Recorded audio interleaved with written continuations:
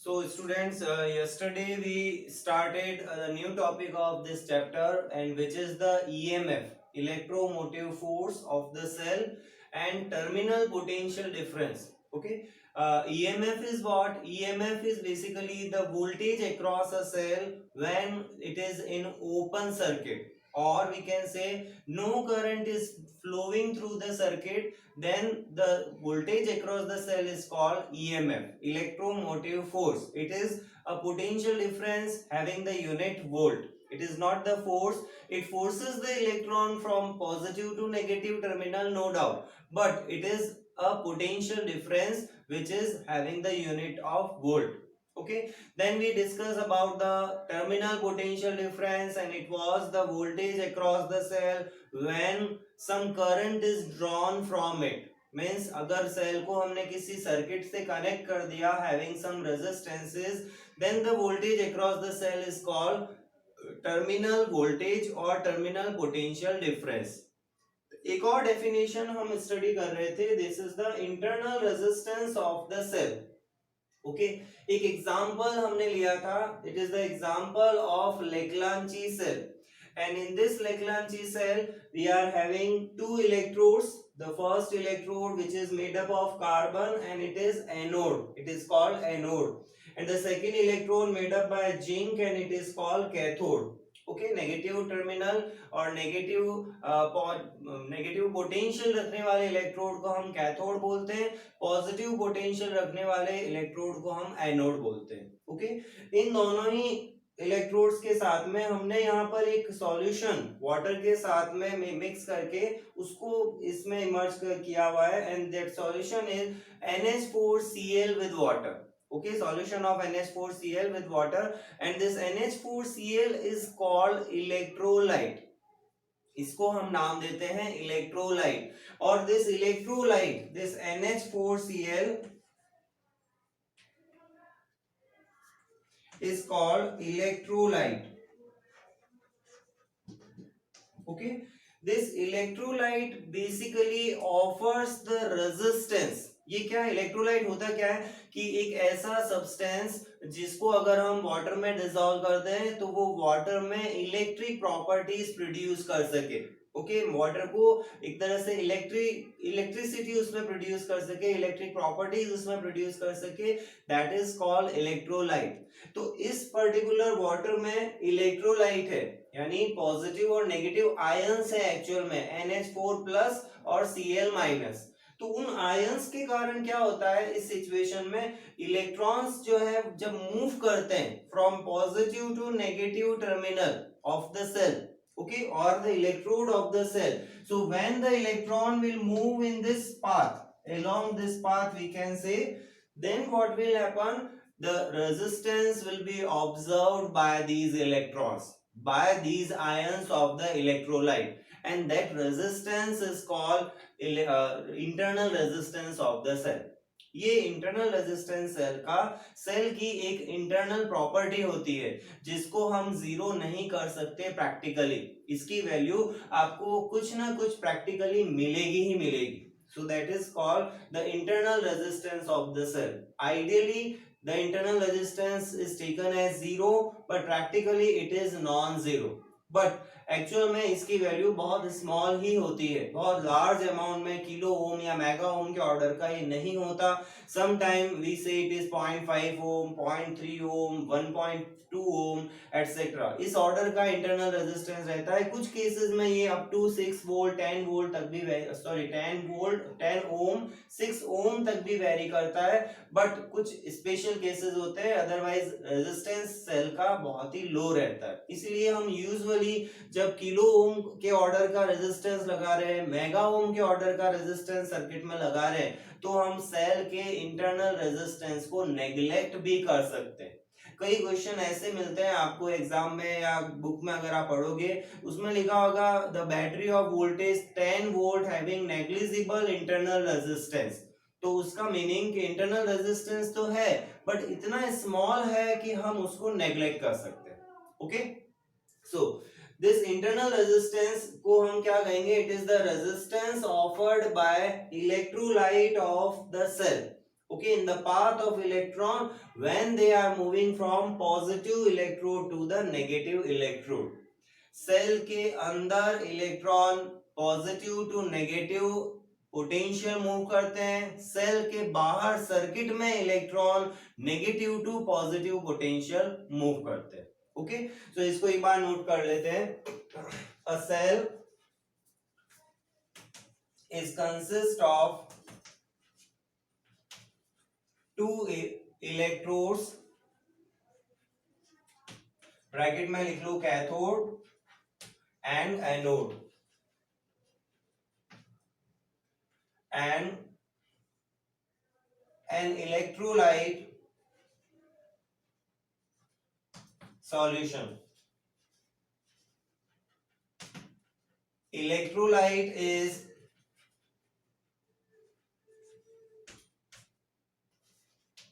substance like ammonium, chlorine, potassium, sodium etcetera, ये सारे के सारे जो है ये इलेक्ट्रोलाइट्स कहलाते हैं। तो etcetera electrolyte is substances like these which shows electric properties, which shows electric properties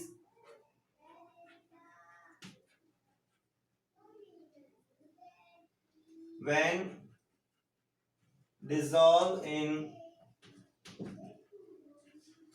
water।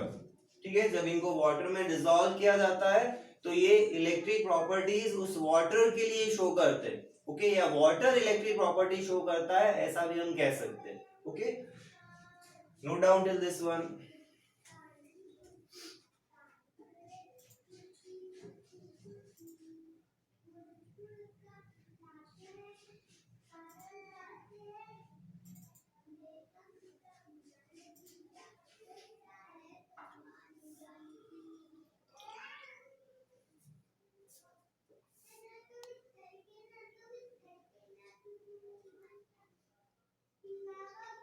Board नीचे तक दिख रहा है ना?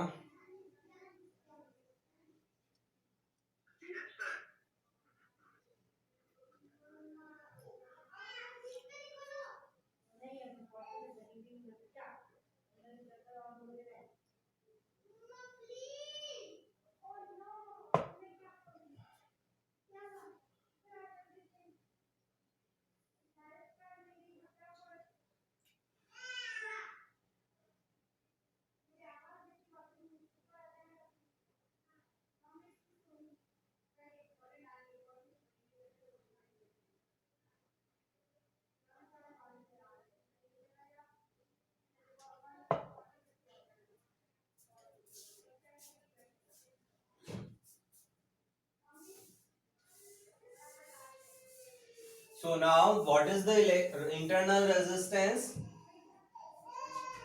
The resistance offered by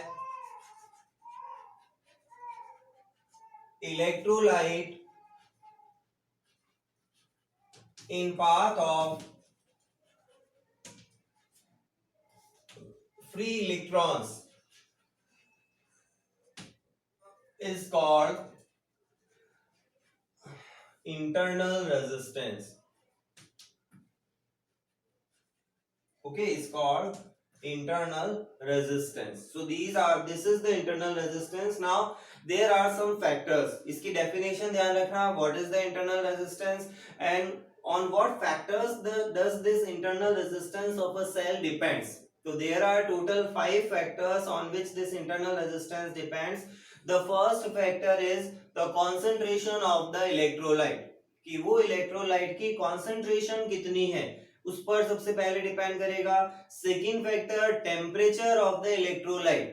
third factor nature of the electrolyte, कि हमने अभी बहुत सारे टाइप्स के इलेक्ट्रोलाइट बताए थे, NaCl भी हो सकता है, NH4Cl भी हो सकता है, KCl भी हो सकता है। तो what is the type of electrolyte, that is, और we can say what is the nature of electrolyte, on that also the internal resistance of the cell depends. Okay, next factor is the separation between the electrodes, कि आपने उस particular cell में electrodes के बीच का separation क्या रखा है, that is also important one. And the last fifth factor is common area between the electrodes, common area between the electrodes, यानी अगर सपोज करो मैं इस इलेक्ट्रोड को ऊपर की तरफ शिफ्ट कर देता हूं, सपोज करो कि इलेक्ट्रोड की साइज जो है वो यहीं तक है, तो कॉमन एरिया इसका कौन सा होगा, यहां से यहां तक का पोर्शन, ये कॉमन एरिया कहलाएगा। तो दिस कॉमन एरिया अगर कम हो जाएगा तो इंटरनल रेजिस्टेंस भी वहां पर अफेक्टेड होगा। तो there are total 5 factors on which the internal resistance of a cell depends. So note down these 5 factors. The factors, ये भी इंपॉर्टेंट है, the factors on which small r means internal resistance depends are, first one, concentration of electrolyte,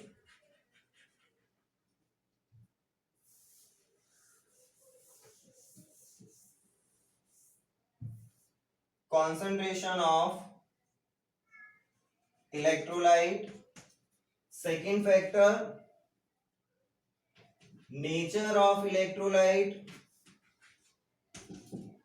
third factor, temperature of electrolyte, fourth factor, separation between electrodes,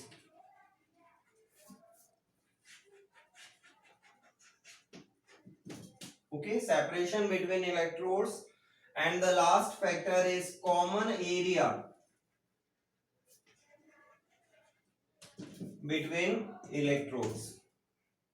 So these are the 5 factors on which this internal resistance of the cell depends. Note down this one fast.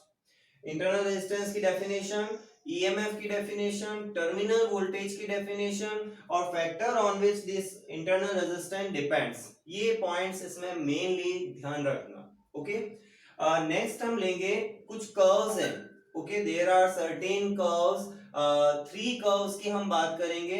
पहला curve लेंगे E versus R. पहले हम एक relation derive करेंगे, relation between this EMF, terminal voltage and internal resistance. कुछ अलग अलग various relations लिखेंगे और उन रिलेशंस की हेल्प से we will draw certain curves between two different physical quantities like external resistance versus EMF, external resistance versus terminal potential, and current versus voltage और current versus terminal voltage. तो ये 3 curve हमें mainly discuss करने हैं, तीनों ही important है.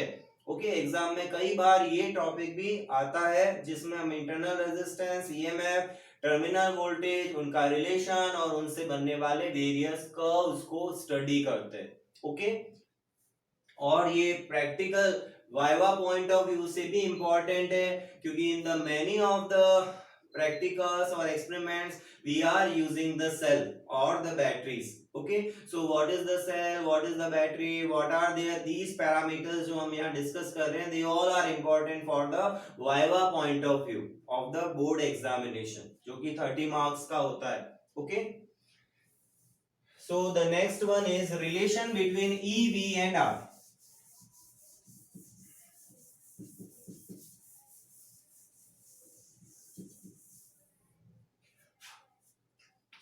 सब heading है इसी का, relation between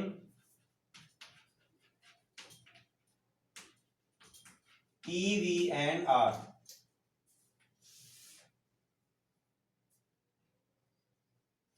So this relation we are going to derive. For this we are considering a circuit. Okay, now there are two ways to represent the EMF and internal resistance of a cell through the symbol. The two ways are, first one is we use these two lines, one large and second one is small, and a resistance R, and this is composed combinedly drawn in a particular box. इस तरह से भी हम एक cell को represent करते हैं और ये रिप्रेजेंट करता है कि इसका EMF ही है and the internal resistances R. This R resistance is not connected externally. ये जो रेजिस्टेंस है it is internal resistance of the cell. यानी कल मैंने बताया था पेंसिल सेल के अक्रॉस मैं वोल्टेज मेजर करूं तो वो ईएमएफ देगा जब वो ओपन स्टेट में, और जब मैं रेजिस्टेंस मेजर करूंगा तो वो इंटरनल रेजिस्टेंस प्रोवाइड करेगा।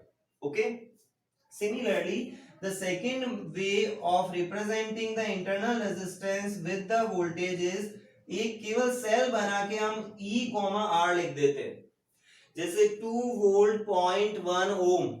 ओके, फॉर एग्जांपल अगर मान लो आपके पास में ये सिचुएशन है 2 वोल्ट 0.1 ओम, तो यहां ये 0.1 ओम इसके इंटरनल रेजिस्टेंस को बताएगा, एंड इस वे में भी उसको बनाया जा सकता है 2 वोल्ट एंड 0.1 ओम। तो there are two different ways in which we represent the internal resistance along with the EMF of the cell. So here I am using the separate resistance as well as the cell EMF represent करने के लिए, and it is connected to a external circuit or external resistance R. This capital R is the external resistor. E is EMF and R is the internal resistance. Okay, let us suppose that the current I is flowing through this. I current जो है वो flow करती है। एक viva में और question पूछा जाता है, कल मैंने बताया था कि इस E की वैल्यू हमेशा V से ग्रेटर होती है। E क्या है? EMF। V क्या है? Terminal voltage. यानी इस सेल के अक्रॉस वोल्टेज जब हम इसमें से कुछ करंट ड्रॉ कर रहे हैं, यानी करंट फ्लो कर रही है सेल के थ्रू, तब तो ये ग्रेटर क्यों होता है? Because of the internal resistor. Okay, internal resistance of the cell की वजह से ये E ग्रेटर होता है V के। अगर आप इस R को 0 कर दो तो E ही V के इक्वल होगा। V को मैंने बताया था ना, V तो क्या होगा? IR के इक्वल होगा। रेजिस्टेंस के अक्रॉस वोल्टेज को ही हम टर्मिनल वोल्टेज कहेंगे अगर केवल रेजिस्टेंस इस सेल के साथ में कनेक्टेड है, like this is the cell. Okay, these are the points A and point B. अगर मैं यहां स्विच लगा दूं और स्विच लगा के फिर अगर स्विच को ऑफ कर दूं तो AB पर वोल्टेज E के इक्वल आएगा। क्लियर? और अगर मैं यहाँ स्विच ऑन कर दूं, यानी ये कनेक्ट हो जाए, जब करंट फ्लो हो रही है तो AB पर जो वोल्टेज होगा वो V होगा, क्योंकि उस समय AB पर वोल्टेज और R पर वोल्टेज सेम है। समझना इस पॉइंट को।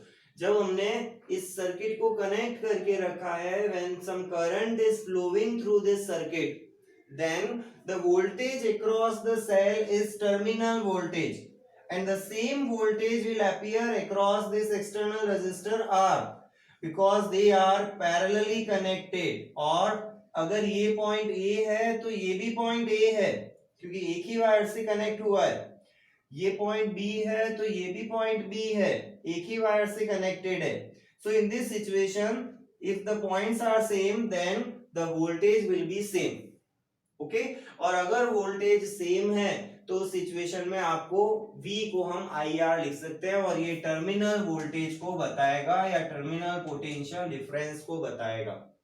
तो ये ध्यान रखना, वाइवा में क्वेश्चन बनता है कि wire EMF is greater than terminal voltage और सिंपली वोल्टेज, तो EMF की वैल्यू इसलिए ज्यादा होती है क्योंकि इंटरनल रेजिस्टेंस के अक्रॉस कुछ वोल्टेज ड्रॉप हो जाता है। कितना कम होता है ये? जितना इसके अक्रॉस ड्रॉप हो गया। ड्रॉप का मतलब जो इसके अक्रॉस अपीयर होगा voltage, that is the internal voltage V can से, और इंटरनल रेजिस्टेंस के अक्रॉस जो वोल्टेज आ रहा है। चलो इस रिलेशन को considering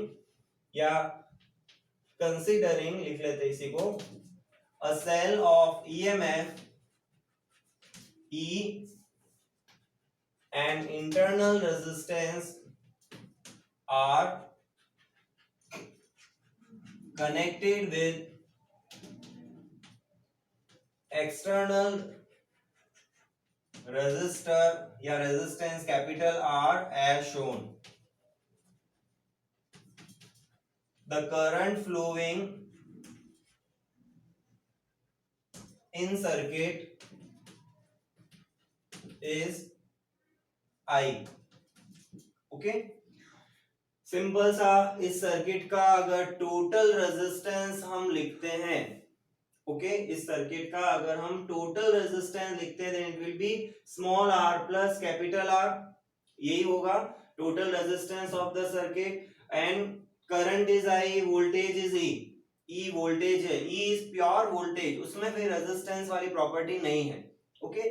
so this E can be written as I times of R plus small r, लिख सकते हैं। टोटल रेजिस्टेंस सीरीज में है ना, देखो स्मॉल r और capital R they are in series, इसका सेकंड एंड इसके फर्स्ट एंड से कनेक्टेड है, so they are in series, so the total resistance is R plus R, current is I, and from Ohm's law we can write E equals to IR, okay, where R is the R plus R. Now second one,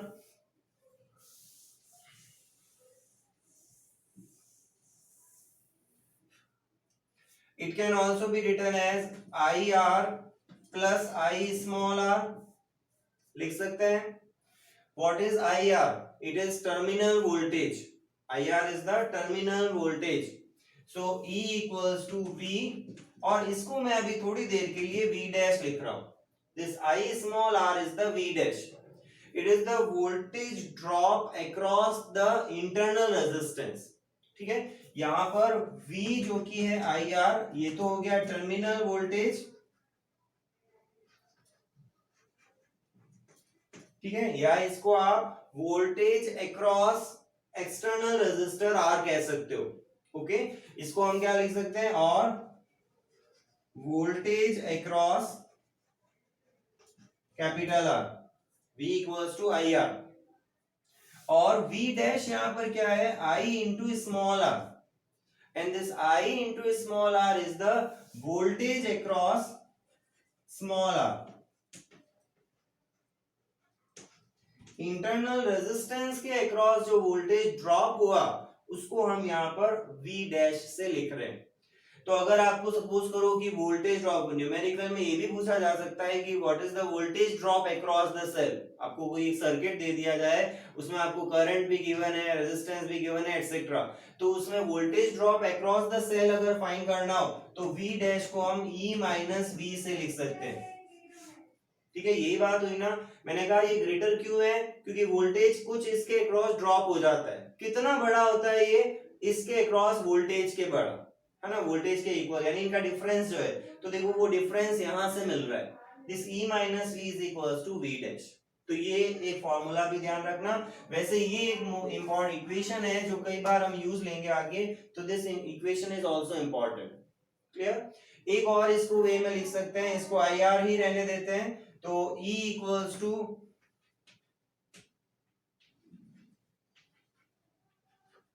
E is equals to V plus IR से हम क्या लिख सकते हैं, V is equals to E minus IR।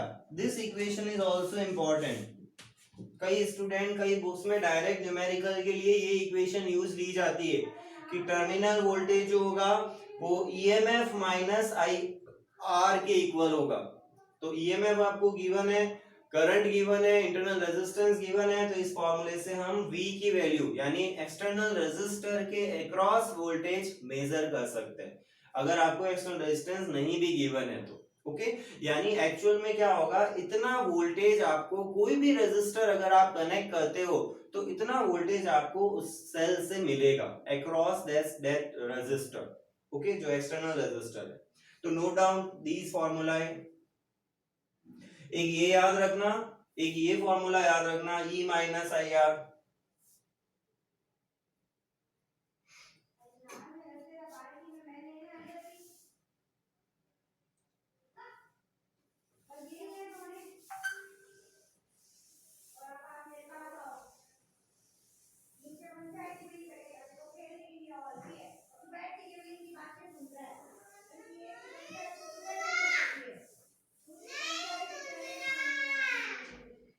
So the first relation जो मैंने लिखा है यहाँ पे, मैं मेन फॉर्मूला ही लिख देता हूं, E is equals to IR plus R।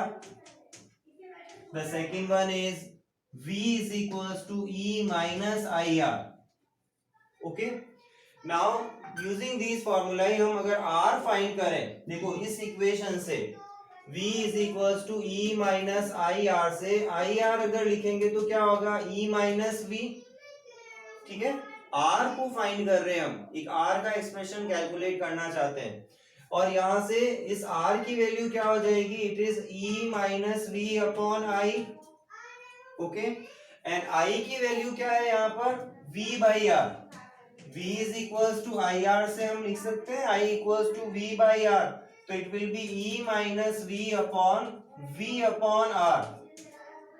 ये r आ जाएगा ऊपर न्यूमरेटर में, तो it will be what, it is e minus V upon v multiply by r, लिख सकते हैं।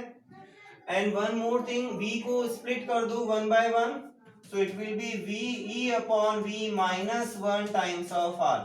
So this is also an important relation between this e v and small r, okay. तो third relation जो हमें यहाँ याद रखना है, that is r equals to e by v minus 1 into small r. इस रिलेशन में आपको करंट की रिक्वायरमेंट नहीं है कि करंट नोन हो, ये जरूरी नहीं है कि करंट आपको नोन हो।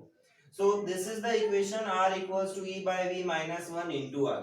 तो the third relation जो हमें यहाँ पर याद रखना है, that is e by v minus 1 times of capital R. Okay. Now we are going to discuss the various curves. This is the relation between e v and r.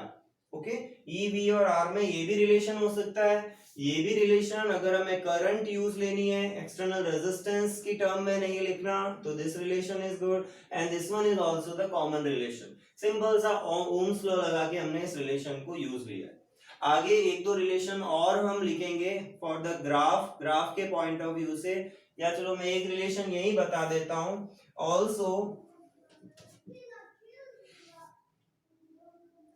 v की value हमारे पास में क्या आएगी, I R के equal, ठीक है। v को अगर हमें आई आर लिखना हो, और i की वैल्यू देखो यहां से क्या लिख सकते हैं, from this relation i is equals to e upon r plus r, लिखा जा सकता है ना, i is equals to e upon r plus r from this relation, okay. From this relation, since आगे लिख लो, since E is equals to I R plus R, okay, we are using this relation for and find the I from there and substituting I in this equation. ये terminal voltage है। Now this R को मैं fourth stand पे ले जाता हूं, इस R को मैं फोर्थ स्टैंड पर लाता हूं, तो मेरे पास रिलेशन क्या होगा, E upon R upon R plus R upon capital R, लिख सकते हैं। वापिस यहाँ R एलसीएम ले लो, वो R क्या आएगा, ऊपर न्यूमरेटर में आ जाएगा ना, अगर आप यहाँ R एलसीएम ले लोगे कैपिटल R, तो यहाँ देखो क्या हो रहा है, this R and R will cancel out and this relation becomes E upon 1 plus small r upon capital R। तो ये रिलेशन भी आपको ध्यान रखना है, v is equals to e upon 1 plus small r upon capital R।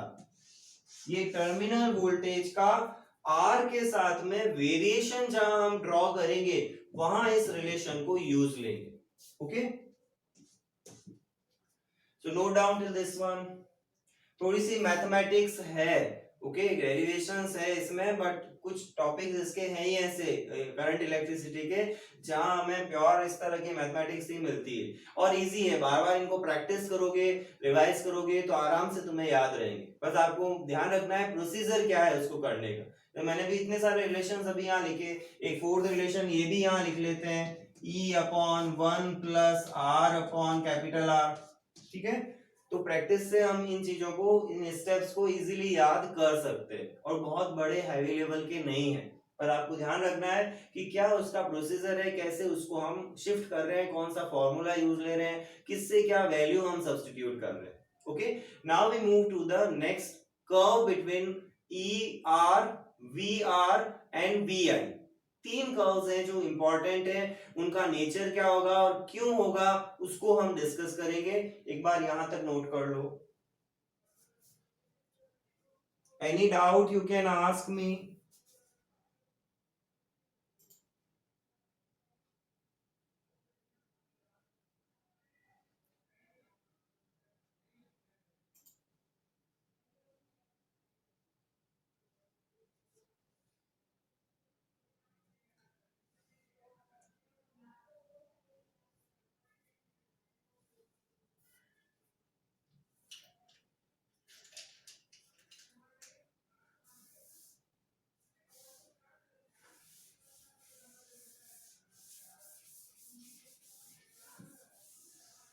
So the next one,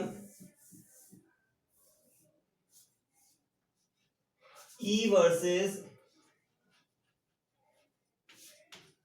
first one लेते हैं E versus external resistor R. ये कर्व वैसे मैं कल ऑलरेडी डिस्कस कर चुका हूं। ओके, जो प्रीवियस लेक्चर था हमारा, मैंने बताया था कि बैटरी का जो ईएमएफ है या सेल का ईएमएफ एक्सटर्नल रेजिस्टेंस से इंडिपेंडेंट होता है, वो उस पर डिपेंड नहीं करता। अदरवाइज आप पेंसिल सेल लिखने जाओ, उस पर लिखा नहीं होता कि 1.5 वोल्ट का है।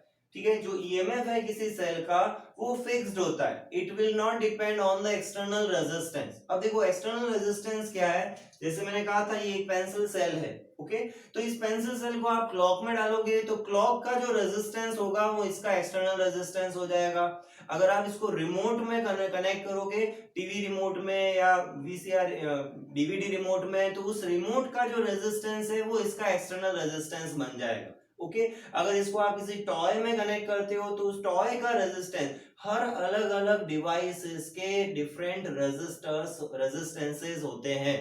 आप कोई भी सपोज करो आपके पास एक पिन है, जैसे लैपटॉप चार्जर की जो पिन है या मोबाइल चार्जर की जो पिन है, उस पिन के दो टर्मिनल्स हैं, उन दोनों टर्मिनल्स पे अगर हम रेजिस्टेंस ये ओम मीटर लगाएं, मल्टीमीटर को हम रेजिस्टेंस वाली रेंज में ले जाते हैं, ओम मीटर कनेक्ट करते हैं, तो उसका भी हमें कुछ एक रेजिस्टेंस मिलेगा। ओके, तो हर एक डिवाइस के जिसको भी हम यूज लेने वाले हैं, चाहे वो ये 220 वोल्ट की सप्लाई हो, चाहे उसको हम सेल से कनेक्ट कर रहे हो, उन सभी का एक रेजिस्टेंस होता है। और जो जितनी ज्यादा पावर कंज्यूम करता है उसका रेजिस्टेंस उतना ही कम होता है, और जो जितनी कम पावर कंज्यूम करेगा उसका रेजिस्टेंस उतना ही हाई होगा। ओके, क्योंकि रेजिस्टेंस और करंट इनवर्सली प्रोपोर्शनल होते हैं एक दूसरे के। ओके, तो ये जो ईएमएफ की मैं बात कर रहा था, जो सेल पर लिखा है 1.5 वोल्ट, वो इस पर डिपेंड नहीं करता कि उस सेल को आप कनेक्ट कहाँ करोगे, क्लॉक में करोगे, टॉय में करोगे, रिमोट में करोगे, या किसी डिवाइस में कनेक्ट करोगे, तो वो इंडिपेंडेंट है। और जब ये इंडिपेंडेंट है तो इसका जो कर्व बनेगा वो सिंपल सा बन जाएगा, external resistance R, EMF E अगर मैं लेता हूं, then it will be parallel to the resistance axis, यानी it will not changes or it will not change with respect to the external resistance capital R. Okay, second curve it remains constant. ठीक है, E is constant for or we can say independent from, ठीक है, for R, or we can say E is independent from the capital R. Capital R is external resistance. The second curve is V versus R. ठीक है, the first curve was E versus R. E is the EMF. The second curve is V versus R. V is terminal voltage. ठीक है, जिसको हम simply voltage भी कह सकते हैं। एक सेल के वोल्टेज का मतलब सेल का टर्मिनल वोल्टेज होता है, ये ध्यान रखना।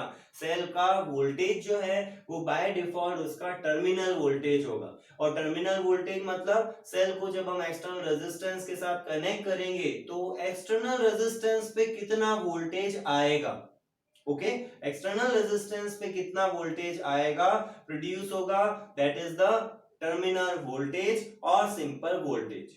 ओके, तो to derive this relation we will use this equation जो V और R के साथ में रिलेट करेगी।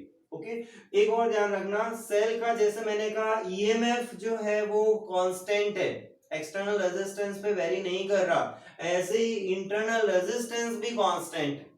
जो 5 पैरामीटर्स मैंने अभी बताए थे, देखो सेल आपने अगर यूज लिया है, ये अगर सेल है, इसका कॉन्सेंट्रेशन हम चेंज नहीं कर रहे हैं, उतनी की उतनी है। जो इलेक्ट्रोलाइट है इसका टेम्परेचर हम नॉर्मली रूम टेम्परेचर पे वर्क कर रहे हैं तो ऑलमोस्ट टेम्परेचर कांस्टेंट है, ठीक है। इलेक्ट्रोलाइट का नेचर नहीं बदल रहे हम, सेल का इलेक्ट्रोलाइट भी उसी नेचर को रख रहा है, वो कांस्टेंट है। यानी यहाँ वोल्टेज को अगर हम चेंज कर रहे हैं, एक्सटर्नल रेजिस्टेंस को चेंज करें तो इंटरनल रेजिस्टेंस नहीं चेंज होता। जो कॉमन एरिया या इलेक्ट्रोड्स का है वो उतना ही रहेगा, चेंज नहीं होगा, और जो सेपरेशन है इलेक्ट्रोड्स का वो भी नहीं बदलेगा। तो इस सेल की ये पांचों पैरामीटर कांस्टेंट है। अगर ये कांस्टेंट है तो आर क्या हुआ, यहाँ पर कांस्टेंट हो गया। तो इन इक्वेशंस में हम कह सकते हैं E and small R R constants for a given cell, ठीक है। एक गिवन सेल के लिए ई और आर की वैल्यू कांस्टेंट होती है, ये ध्यान रखना। नाउ जब हम इस V वर्सेस R के लिए कर्व की बात करें तो हम रिलेशन यूज लेते हैं ये वाला, R upon capital R, okay. अब here we put the value of small r, दो तीन वैल्यूज हम सब्स्टिट्यूट करेंगे in this formula and we find the value of V and using that values we will draw the curve. Okay, so first value is when small capital R equals to 0, अगर हम capital R को 0 कर दे तो V क्या होगा, देखो V will be equals to E upon 1 plus R upon 0, ये मिलेगा। and something upon 0 is infinity, something upon 0 is infinity, so it will be e upon 1 plus infinity.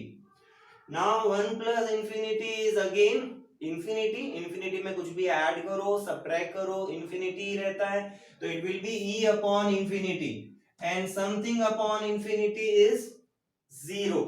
किसी भी वैल्यू को इंफिनिटी से डिवाइड करें तो हमें जीरो मिलता है। जैसे इंफिनिटी का रेसिप्रोकल जीरो होता है, हम लिखते हैं ना 1 अपॉन 0 इज इंफिनिटी, और इसको अगर इंटरचेंज कर दूं इधर उधर तो 1 अपॉन इंफिनिटी इज 0। तो 1 की जगह कुछ भी वैल्यू आ जाए a अपॉन 0 या a अपॉन इंफिनिटी तो वही वैल्यू प्रोवाइड होगी या प्रोड्यूस होगी। तो this will be what, it is 0, ठीक है। तो when r is 0 this v is also 0, ठीक है। r is 0 then v is also 0। second value we are taking here when r is equals to small r, यानी हमने external resistance और internal resistance को equal कर दिया। Are capital R हम लगा रहे हैं ना, तो कैपिटल आर की वैल्यू हम चेंज कर रहे हैं, पहले 0 करी फिर हम स्मॉल आर फिर हम इनफाइनाइट करके चेक करेंगे। तो इसमें देखते हैं क्या होता है, it will be v upon e upon v equals to e upon 1 plus small r upon small r, दोनों को इक्वल कर दिया, या capital R upon capital R भी लिख सकते हो, both are equal, तो it will be cancel out and it will gives you e upon 1 plus 1। जब कैंसिल करते हैं तो 0 नहीं आता, ध्यान रखना, ये गलती करते हैं कई बार बच्चे कि दो वैल्यूज 2/2 1 होता है, 2/2 0 नहीं होता, ठीक है। तो r by r क्या होगा 1 and it will be 1 plus 1 is 2, तो it will be v is equals to e by 2, okay, v equals to e by 2 when r equals to small r। then next one will be, third one is when capital R equals to infinity, जब हम capital R को infinity के equal कर देते हैं then in that situation this v will be equals to what, it is e upon 1 plus r upon infinity, okay, and something upon infinity is 0, so it will be 0 and 1 plus 0 will be what, 1 plus 0 will be 1 and this v will be equals to e, v will be equals to e in this case। so now in this situation using all these three values of v for these values of r, if we draw the curve then the curve will be like this, okay, The curve will be like this. This is the terminal voltage and this is the external resistance R. So first 0 पे 0 है, जब ये 0 है तो V 0 है, तो एक point तो यहीं पे आ गया, यानी ओरिजिन से पास होगा ये कर्व। सेकेंड की बात करें तो V जब यहाँ पर R के इक्वल है तो V E/2 है, अब वो वैल्यू हम बाद में डिसाइड कर लेंगे। तीसरा यहाँ V की वैल्यू E आ रही है जब R इंफिनिटी है, तो सपोज करो कि ये वैल्यू मैं कह रहा हूं कि this is the value of E, यहाँ पर V किसके इक्वल है, E के। तो अगर हम इनकी इन बिटवीन वैल्यूज को लेके भी सारे पॉइंट्स फाइंड आउट करें तो वो एक स्ट्रेट लाइन नहीं मिलता, ध्यान रखना। यहां अगर मैं एक स्ट्रेट लाइन बनाऊं तो इंफिनिटी पे नहीं जाएगी। वो कैसे इंफिनिटी पे जाएगी, जब ये कर्व कुछ इस तरह से बनेगा, यहां ये आके एसिम्प्टोटिक नेचर शो करेगा। That means it becomes parallel to this axis. It means when this R will become infinity, then this line will meet to this value of E. ये दोनों meet कहाँ करेंगे, infinity पे meet करेंगे। Okay, so in this situation this is the variation and this one is what it is, E/2, जो इसकी total value उसका half ले लिया मैंने, it is E/2, V equals to, और ये E/2 कहां पर है, इट इज स्मॉल r के इक्वल है। This value of resistor is small r, okay, this value of resistor is small r, यहाँ कैपिटल R स्मॉल r के equal है। Okay, so this is the curve and it is important one. कैसे आता है, इस equation से आता है। इक्वेशन आप डायरेक्ट भी यूज ले सकते हो या डिराइव कर सकते हो, जो मैंने पहले स्टेप्स बताए थे, और फिर ये तीन वैल्यूज लेके इसको इस तरह से वेरिएशन इसका शो कर सकते हो। Any doubt you can ask.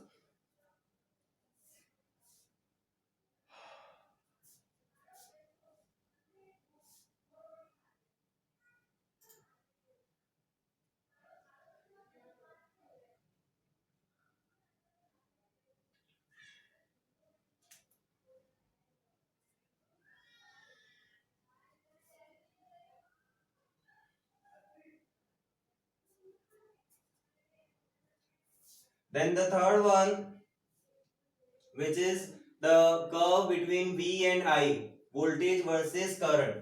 Okay, 5 minute extra लूंगा मैं, कनेक्टेड रहना।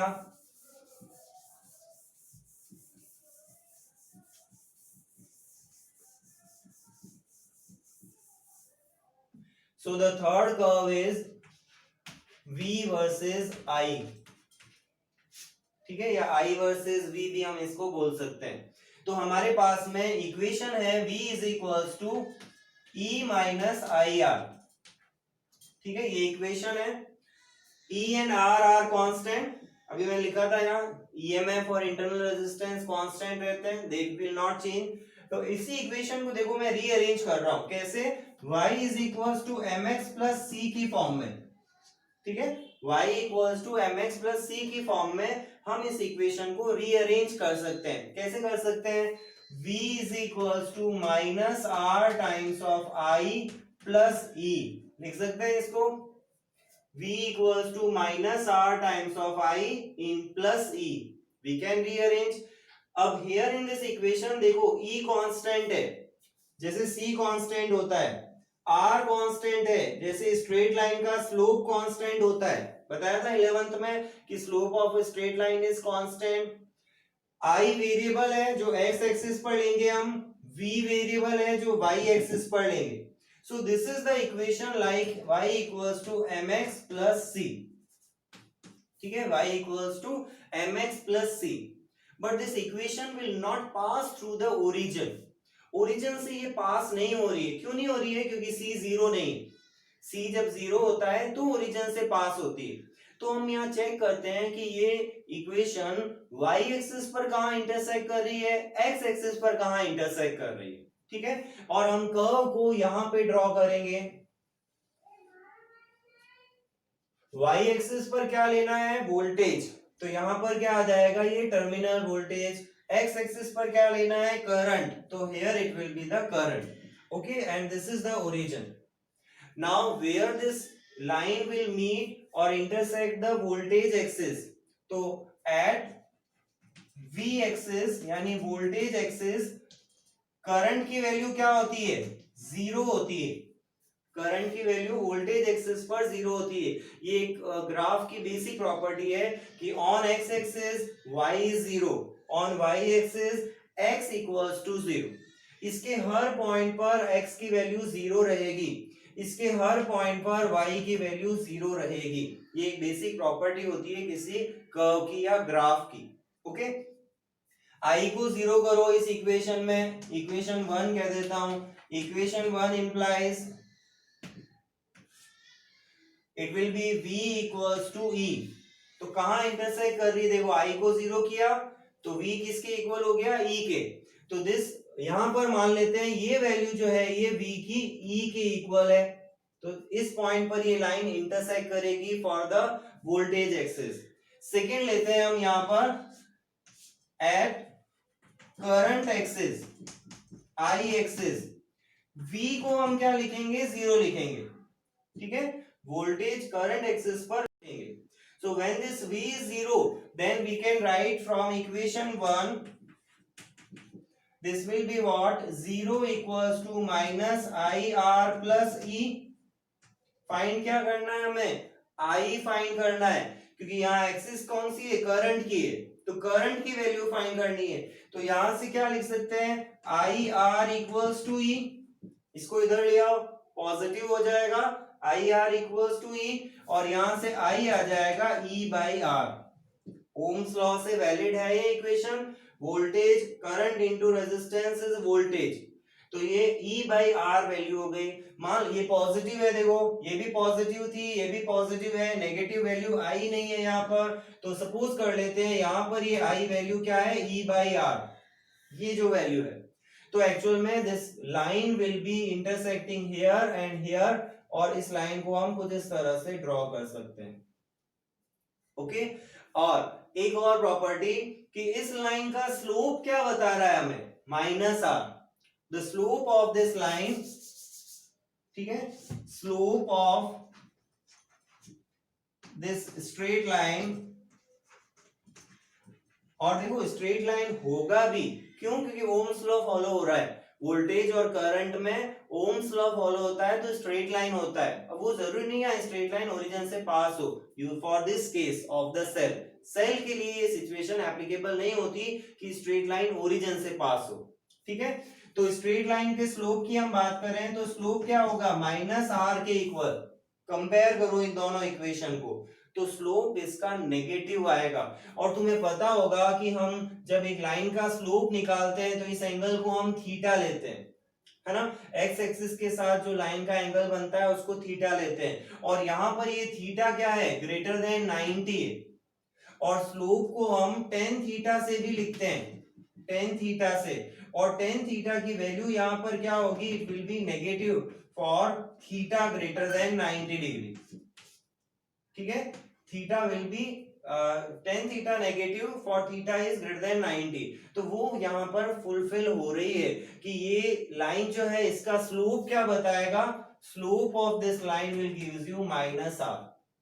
तो हो सकता है आपको एग्जाम में या तो ये कर्व पूछ लिया जाए, या आपको ऐसा एक कर्व दे देते हैं, ये वैल्यूज बता देते हैं कि ये वैल्यूज क्या क्या है जहां इंटरसेक्ट कर रही है, और सेल की प्रॉपर्टीज पूछ ली जाती है कि what is the internal resistance, what is the current flowing या ईएमएफ ऑफ द सेल, है ना। यहां जहां इंटरसेक्ट कर रही है वो ईएमएफ हो जाएगा। What is the current flowing, तो ई बाई आर को हम करंट फ्लोइंग कैलकुलेट कर सकते हैं through the external resistor. Okay, so remember this curve also, slope यहां पर नेगेटिव होगा। ठीक है, m की वैल्यू जो है वो नेगेटिव होगी और वो इस लाइन से रिप्रेजेंट होगी। Any doubt you can ask. Important है ये तीनों कर्व, सारे रिलेशंस इंपॉर्टेंट है। ईएमएफ, टर्मिनल वोल्टेज और इंटरनल रेजिस्टेंस की डेफिनेशन, और फैक्टर्स डिपेंड्स ऑन आर, या आर जिन फैक्टर्स पर डिपेंड करता है वो सारे फैक्टर्स भी इंपॉर्टेंट है। Okay, so this lecture or this portion of this chapter is important for the board point of view and for the next topics जो हम करने वाले हैं. Okay, any doubt you can ask, otherwise you can leave the meeting.